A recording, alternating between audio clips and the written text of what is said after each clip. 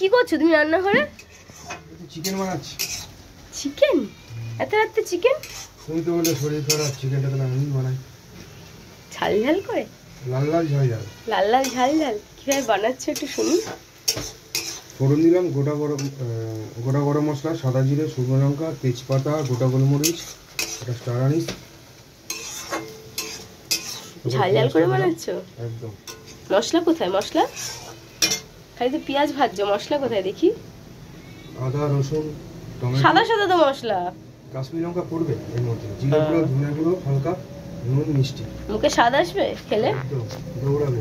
দৌড়াবে? বেশ দেখি। কত্তা মাংস বানাচ্ছে মুখে ছাড়ানোর জন্য, স্বাদ আনার জন্য। ওমা তুমি কি করছো? গিলেমেটে রান্না করছি। গিলেমেটে রান্না করছো? আই বাস, পাপাই ঘরে চিকেন করছে, তুমি গিলেমেটে করছো?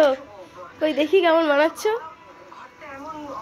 মা হেভি কালার হয়েছে তো, আমাদের খেতে হেভি হবে। মা ঝাল ঝাল করেছো, মুখে স্বাদ আসবে। হ্যাঁ আই বাস, তুমি হেভি রান্না করেছো। যে কোনো লোক দেখলে তো চলে আসবে তোমার বাড়ি খেতে।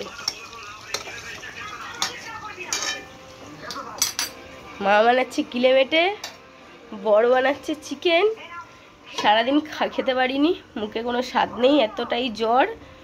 দেখা যাক কার রান্না ভালো হয়, মায়েরটাই বেশি ভালো হবে।